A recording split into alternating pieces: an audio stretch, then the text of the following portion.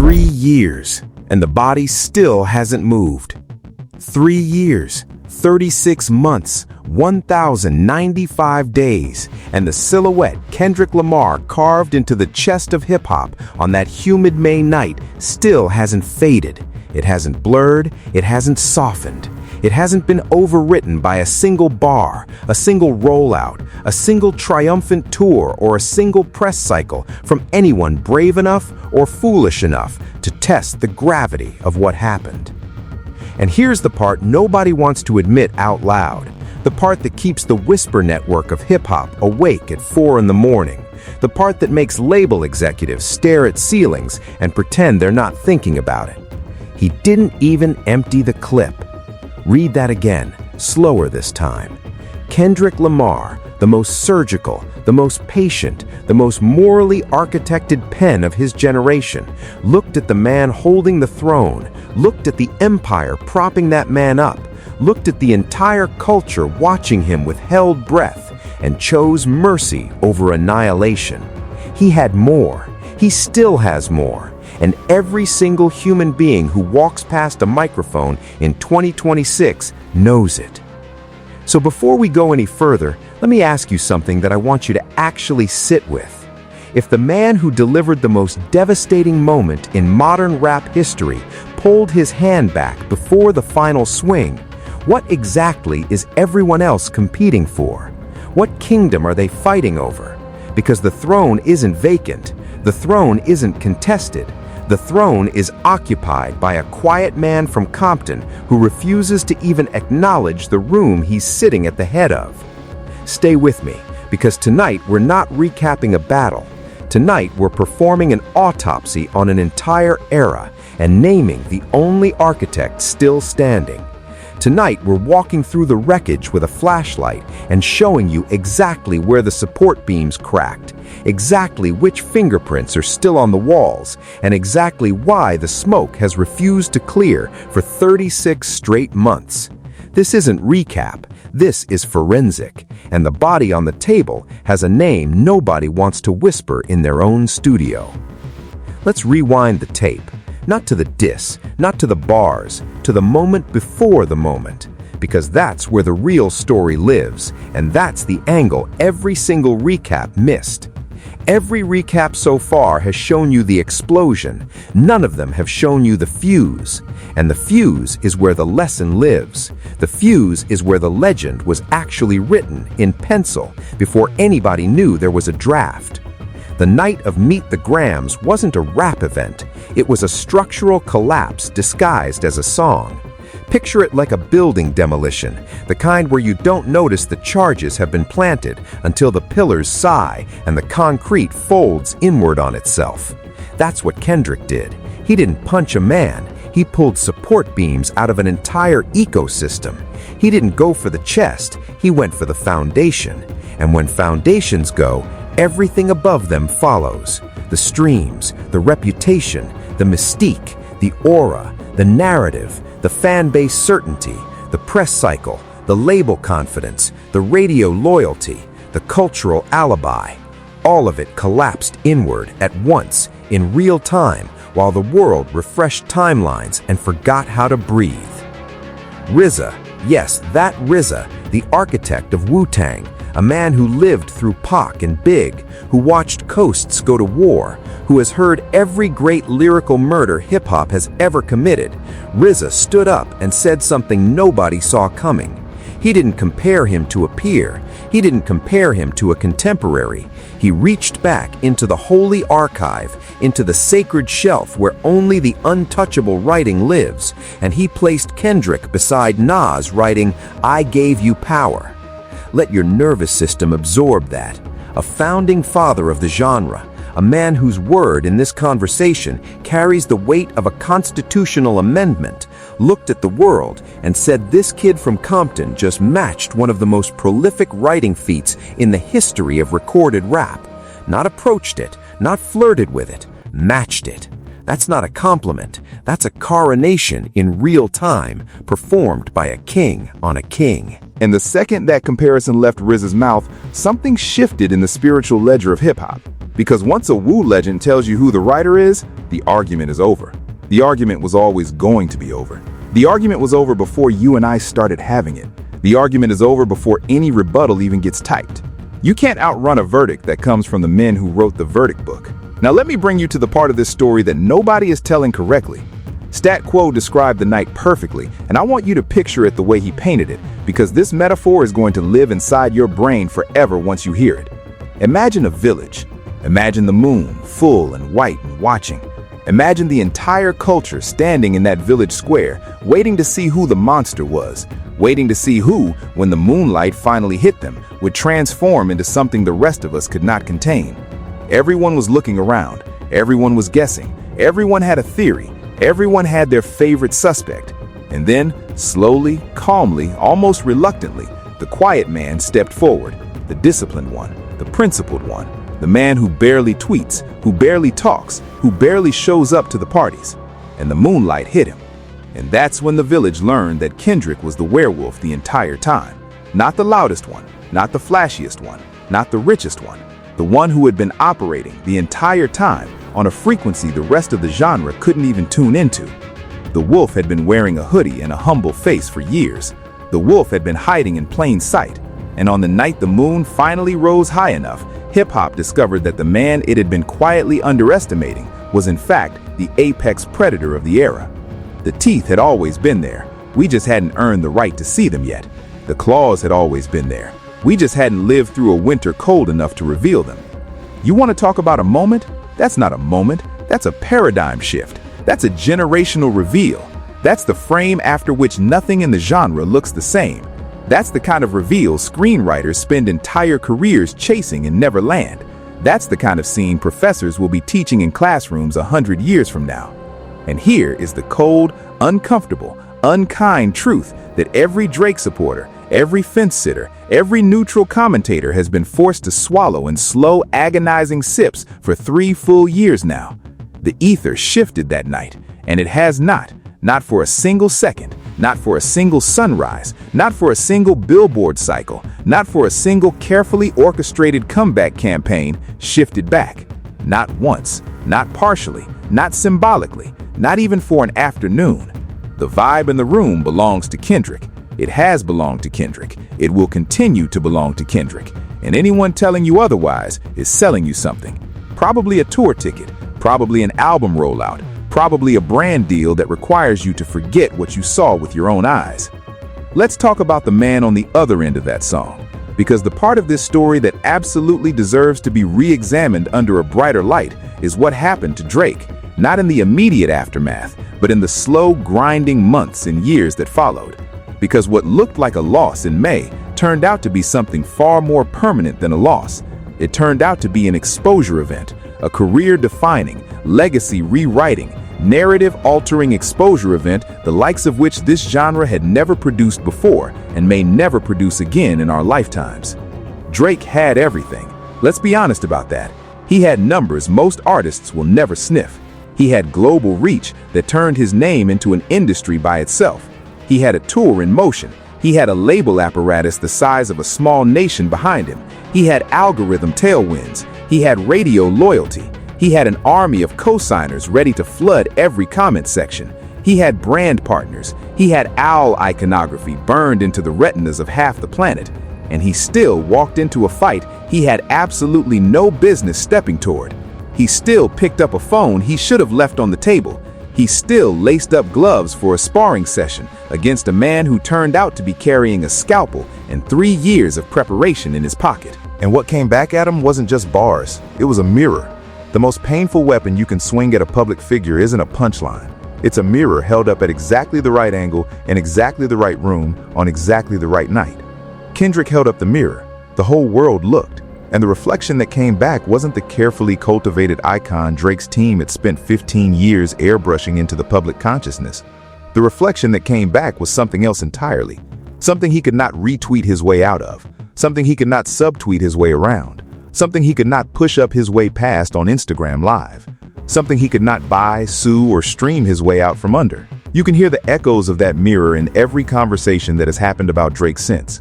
every conspiracy, every side-eye, every uncomfortable question the culture refuses to stop asking, every "wait, what about?" that pops up under every rollout he attempts. That entire ecosystem of permanent scrutiny didn't exist before Meet the Grahams. It was born that night. It calcified that night. And it is still circling him the way buzzards circle a wound that won't close. It will circle him forever. That's not malice. That's physics. Once a mirror is held up that clearly, you can't put the reflection back in the box. The voices in this anniversary conversation aren't being dramatic when they say his career was never the same. They're being clinical. They're being accurate. They're describing a fact pattern, not an opinion. Iceman could drop. Iceman could ship platinum in week 1. Iceman could trend for 48 hours on every platform that exists. And the ceiling of that conversation is still going to be, but is it Kendrick proof? That ceiling didn't exist before. That ceiling will never come down. That ceiling is now welded into the architecture of his entire remaining career. And the man who installed it didn't even use his loudest tools to do it. Which brings us to the most beautiful, most haunting, most underappreciated detail of this entire saga. The detail that, if you understand it, completely rearranges how you see the man in the green jacket. The detail that turns Meet the Grahams from a diss track into something much closer to a parable, something much closer to a sermon. Kendrick cut the song down. Let me say that again so it lands the way it needs to land. Kendrick had more verses, more revelations, more receipts, more lyrical weaponry sitting in the chamber, and he chose to trim. He chose to edit. He chose restraint. The stat quo and top conversation made it plain. There was a longer cut. There was a fuller euphoria. There was an arsenal still resting in the safe, and the man holding that key looked at the chessboard, looked at the man on the other side of it, and decided that the kingdom didn't need full annihilation. Just enough truth to break the spell. Just enough surgery to restore the natural order. Just enough ink on the page to redraw the entire map. That's not skill. That's not technique. That's not even genius. That's character operating at a tier most public figures don't even know exists. Most artists, given that ammunition, would have unloaded every round and danced on the smoke. Kendrick stopped at enough. He drew the line at necessary. He chose proportionality over spectacle.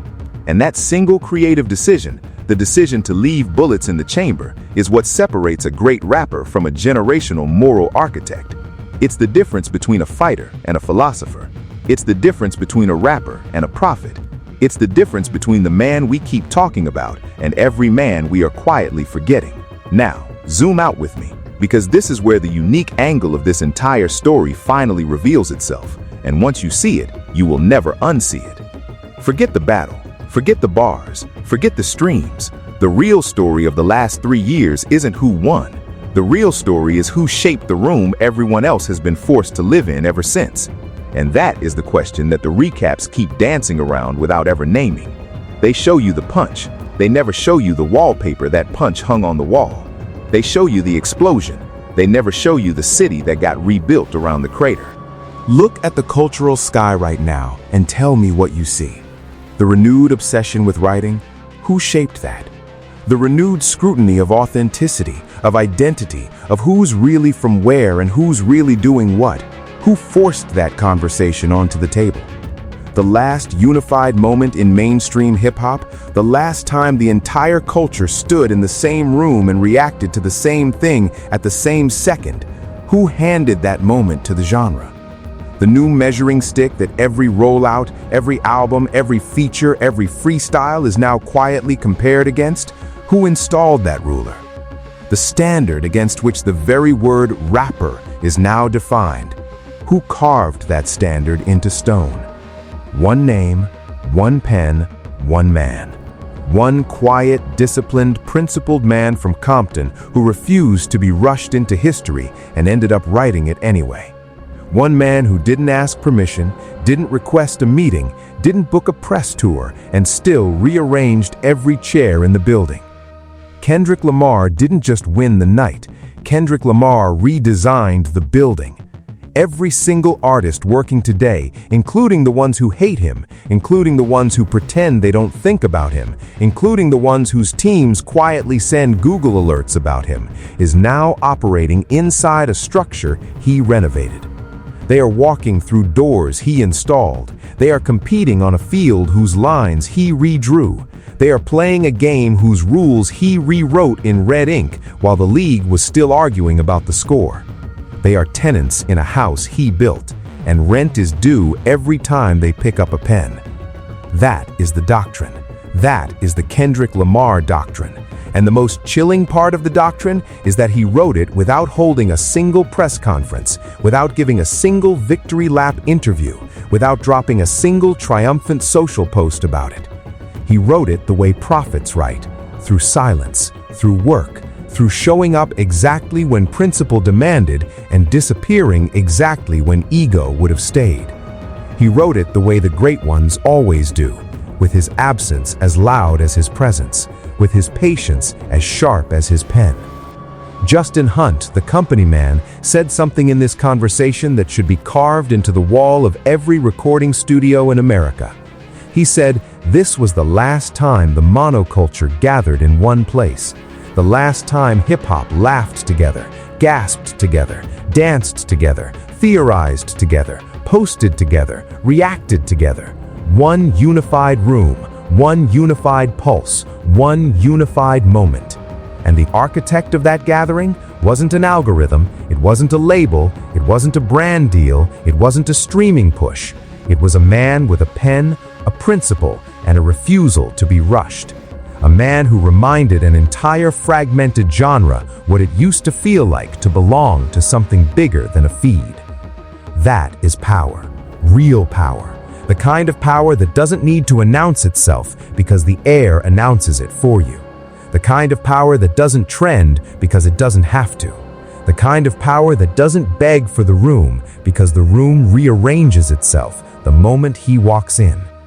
And while we're on the subject of power, let's talk about the architecture around the throne, because no king stands alone. Top Dog sending out the calmest, coldest signal, wait till tomorrow before the drop. Punch moving with the composure of a championship general manager. The entire TDE infrastructure functioning like a quiet special operations unit. No leaks, no panic, no chaos, no off-script behavior. Compare that to the noise on the other side. Compare that to the tweet storms, the ghostwriting accusations, the bot allegations, the legal entanglements, the rolling pin distractions. One side moved like a discipline. The other side moved like a circus that lost the manual. Discipline always outlasts spectacle. Discipline is what you build. Spectacle is what you spend. And the difference between those two words is the difference between the men we are talking about tonight. One side built a temple, the other side rented a stage. Now, let me give you the part of this autopsy nobody else will be brave enough to give you. The part most commentators will tiptoe around because it's uncomfortable to say out loud, so I'm going to say it for them. The reason Kendrick Lamar is untouchable in 2026 is not because he's the most talented rapper alive, though he might be. It is not because he has the strongest catalog, though he does. It is not because he has the most accolades, though that case can absolutely be made. The reason Kendrick Lamar is untouchable is moral, it is structural, it is foundational. He built his career on a code, and the code has held under pressure that has shattered every other pen in the genre. Pressure exposes architecture, and his architecture didn't crack. Not under fame, not under attack, not under temptation, not under the kind of money that has melted 10,000 smaller men, not under the kind of attention that has driven sharper minds straight off the rails. He doesn't chase, he responds. He doesn't perform restraint, he embodies it. He doesn't flex, he delivers. He doesn't subtweet, he releases. He doesn't beg for the moment, he waits for the moment to come asking. And when the moment comes asking, he answers in full sentences, with full consequences, and then he goes back to his work without taking a bow. That right there is why no rapper can touch him, because nobody else is operating on that operating system. They are running different software. He is running an entirely different machine, built in a different lab, engineered for a different purpose, calibrated for a different century. And here's the cold, honest forecast, the part that should land like a closing argument in a courtroom you can't appeal out of.